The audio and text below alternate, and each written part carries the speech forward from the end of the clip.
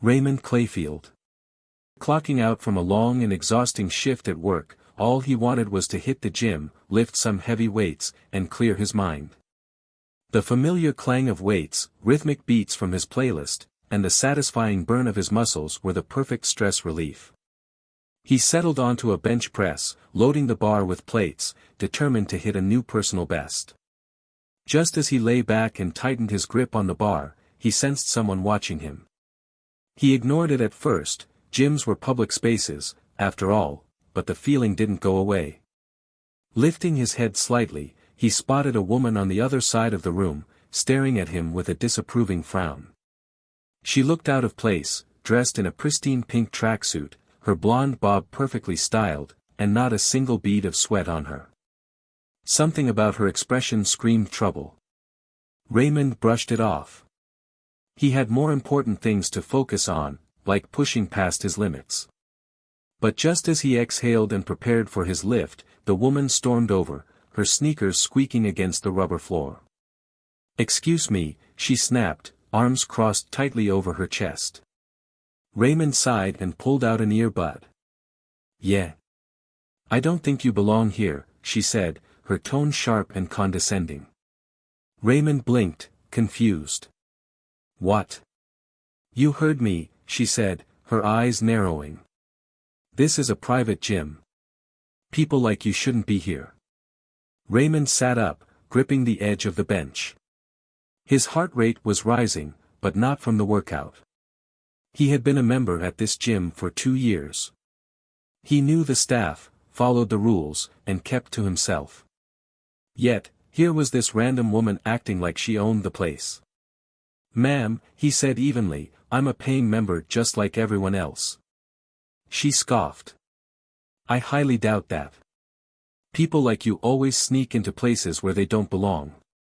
Raymond clenched his jaw, forcing himself to stay calm. He had dealt with people like her before, entitled, arrogant, and absolutely convinced that the world revolved around them. He wasn't about to let her ruin his workout. "Look, I don't know what your problem is, but I'm here to work out. If you have an issue, take it up with the staff," he said, waving toward the front desk.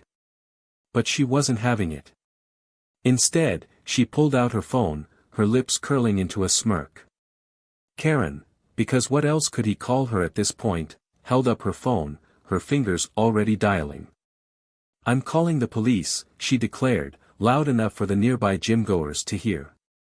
"You're trespassing." Raymond let out a dry laugh. "You're joking, right?" But she wasn't. She turned slightly, speaking into the phone. "Yes, I'd like to report a trespasser at my gym. He's refusing to leave, and he's making me feel very uncomfortable." Raymond shook his head in disbelief. "Lady, I have a membership here." Karen turned away from him, still speaking into the phone. "No, I don't know if he has a membership. But I know he shouldn't be here. He's aggressive, and I feel unsafe." Raymond could hear the operator asking for details, but Karen was embellishing every word. She clutched her chest like she was about to faint. "He's staring at me threateningly. I think he might try to attack me." That was it. Raymond exhaled slowly, doing everything in his power to stay composed. He knew how dangerous false accusations could be, especially ones like that. By now, other gym members had taken notice. A few people were watching from their treadmills, others whispering by the dumbbell rack. Some shook their heads, clearly unimpressed with Karen's theatrics, while others just looked confused. One of the front desk employees, a young woman named Lisa, stepped forward. "Is everything okay over here?" Raymond turned to her. "This lady says I don't belong here and just called the cops on me for existing." Lisa's eyebrows shot up. "Wait, what?" "He's a member here," she said, pointing at Raymond. "I see him here all the time." Karen's eyes darted between them. "Well," she stammered, "that doesn't mean anything. I still feel unsafe." Lisa folded her arms. "Because, he's working out." Karen let out a dramatic sigh. You wouldn't understand. I know when something isn't right, and this man doesn't fit in here. Raymond let out another breath. He wasn't about to argue with someone who had already made up her mind. Go ahead, he said, folding his arms. Let's see how that works out for you. Karen smirked, clearly convinced that she had won. Oh, don't worry, I will. The police will handle this properly. Within minutes, the distant sound of sirens filled the air. But what happened next was something Karen never expected. The moment the officers stepped into the gym, Karen's entire demeanor shifted. Gone was the entitled glare and arrogant smirk, she now looked like the helpless victim she was pretending to be. Her voice trembled as she rushed toward them, clutching her chest dramatically. Officers! Thank God you're here. This man, she pointed at Raymond like he was some kind of criminal, he's been harassing me. I told him to leave, but he refused. He was being aggressive. I feel threatened. She gasped for effect, as if she had barely escaped with her life. One of the officers, a tall, broad-shouldered man with a hardened expression, turned to Raymond, who stood calmly by his bench press. His arms were crossed, his face unreadable. Unlike Karen, he wasn't about to put on a performance, he was going to let the facts speak for themselves. Sir, what's going on here? The officer asked, his eyes scanning Raymond, assessing the situation. Before Raymond could respond, Karen cut in again, her voice rising. He forced his way in. I know he doesn't belong here. I asked him nicely to leave, but he threatened me. Raymond took a deep breath, then pulled out his phone. Actually, officers, I called 911, too. This woman has been harassing me for no reason, trying to get me kicked out of a gym that I pay for. I have a membership here. The second officer, a woman with short-cropped hair and sharp eyes, frowned. Do you have proof of membership, sir? Raymond gestured toward the front desk. Yeah, my membership card is in my gym bag, and the staff here know me. I've been coming here for 2 years. The female officer nodded and motioned toward Lisa, the gym employee who had stepped in earlier. Ma'am, can you confirm? Lisa, who had been standing nearby with her arms folded, wasted no time. Raymond's been a member here longer than I've worked here. I see him all the time. He's never caused a single problem. Karen's face drained of color. She opened her mouth, then shut it again, her confidence slipping. The male officer turned to her, his brows furrowing. Ma'am, do you have proof that he's not a member? Karen stammered. Well, I know he isn't. People like him don't, I mean, I've never seen him here before. The female officer exchanged a look with her partner. That's not proof, ma'am. At that moment, the gym manager, a stocky man in his late 40s, walked over. What's going on here? He asked, glancing between the officers and Karen. Sir, the male officer said, we were called about a trespassing issue. Does this man have a membership here? The manager barely glanced at Raymond before nodding. Of course, he does. He checks in almost every day. Then he looked at Karen. I don't recognize her, though. Karen took a step back, her lips trembling. Wait, what? No, this isn't right. I should be the one protected here. The female officer turned toward the front desk. We're going to need to check security footage. Karen's face went completely blank. Minutes later, the officers stood behind the front desk, reviewing the security footage on a small screen. The gym was silent except for the faint clanking of weights in the background. A few members had gathered at a distance, pretending to work out but clearly eavesdropping on the situation. The video showed exactly what Raymond and Lisa had described. Karen had approached Raymond first, cutting across the gym floor with a scowl before getting in his face. Her aggressive gestures were unmistakable, jabbing her finger at him while he remained seated on the bench press, clearly confused. Then came the worst part. The camera had picked up audio. As Karen leaned in closer to Raymond in the footage, her voice, though slightly muffled, was still clear enough to understand. "You people always sneak in where you don't belong," she hissed under her breath. "I'm not letting some thug take over my gym." The room was dead silent as the officers listened. The gym manager's jaw tightened. Lisa shook her head in disgust. Even the other gym members nearby exchanged glances, some whispering to each other. The lead officer sighed and straightened up. His face was unreadable, but there was no mistaking the slight shake of his head, as if he was tired of dealing with people like Karen. "Ma'am," he said, his voice firm, "I think we're done here. You need to come with us." Karen's head snapped up. "What? No. He's the problem." She pointed frantically at Raymond, her voice rising in desperation. I was just trying to protect this place. He made me feel unsafe. This isn't fair." The officer wasn't moved. "That's not what the footage shows, ma'am." He pulled out his handcuffs. "Turn around." Karen gasped as the metallic cuffs clicked around her wrists. "No, wait. This isn't right. I didn't mean. You made a false report to the police and attempted to have an innocent man removed from a place he had every right to be in," the officer said, guiding her toward the exit.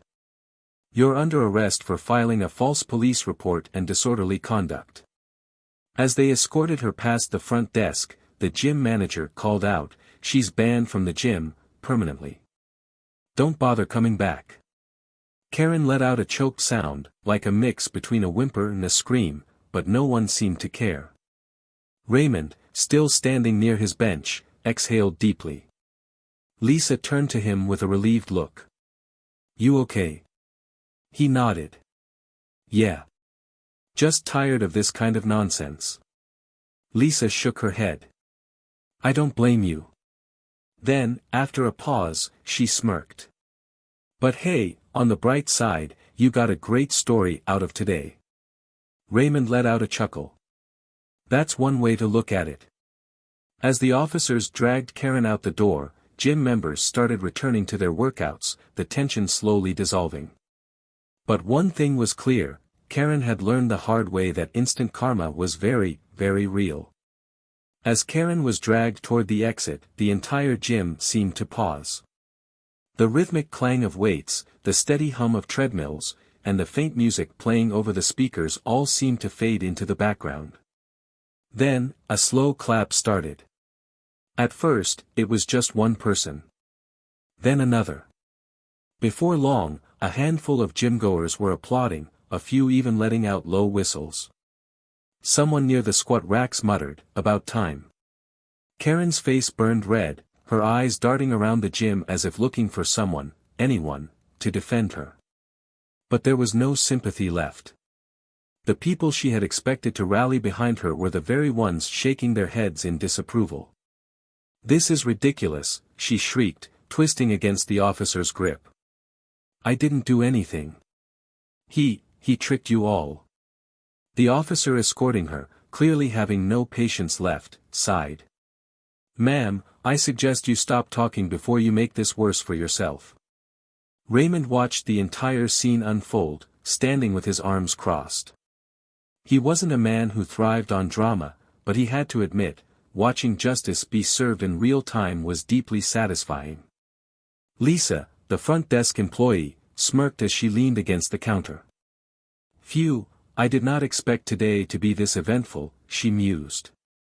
"But I gotta say, it's nice to see karma working so fast for once." The gym manager, who had been standing nearby with his hands on his hips, turned toward Raymond. "You okay, man?" Raymond nodded. "Yeah. Just tired of dealing with this kind of thing." "Understandable." The manager exhaled sharply before gesturing toward the door. "She's permanently banned from here, just so you know. We don't tolerate that kind of nonsense in our gym." Raymond appreciated that. "Good to hear." One of the officers, the tall one with sharp blue eyes, turned back to him. Sorry you had to deal with that, sir, he said, his tone genuine. If she ever harasses you again, let us know. We'll make sure it doesn't happen twice. Raymond gave him a small nod. Appreciate it. As Karen was finally shoved out the doors, still sputtering protests, the tension in the air seemed to break. People went back to their workouts, but not before giving Raymond a few nods of respect. Some even approached him, offering words of support. That was crazy, man, one guy said, shaking his head. Glad you stood your ground. People like that always get what's coming to them, another woman added. You handled that way better than I would've. Raymond took it all in stride, though he couldn't deny the sense of satisfaction bubbling beneath the surface. As he walked back toward his bench press, Lisa called after him. Hey, Raymond. Yeah. She grinned. After all that, you better hit your personal best today. Raymond chuckled. Oh, don't worry, I plan to. Raymond lay back on the bench press, gripping the bar above him. His mind was clear now. No distractions. No unwanted interruptions. Just him and the weight. With a deep breath, he pushed up, feeling the burn in his muscles as he powered through the lift. The tension, the frustration from the incident, all of it melted away under the strain of the bar. And then it happened. He hit his new personal best. A triumphant grin spread across his face as he racked the weight and sat up. Lisa, watching from a few feet away, clapped her hands together. There it is, she cheered. Told you, you needed some extra motivation. Raymond laughed, shaking his head. Guess so. As he wiped the sweat from his forehead, he took a moment to look around the gym. Things had returned to normal, people were back to their workouts, chatting with friends, minding their business. But there was a shift in the atmosphere. The incident hadn't just been about him and Karen. It had been a lesson, one that everyone in that gym had witnessed firsthand. It was a reminder that prejudice had no place in a space meant for self-improvement. That no one had the right to decide who belonged somewhere based on their own biases. And most importantly, that false accusations, especially those fueled by discrimination, had real consequences. Justice had been served.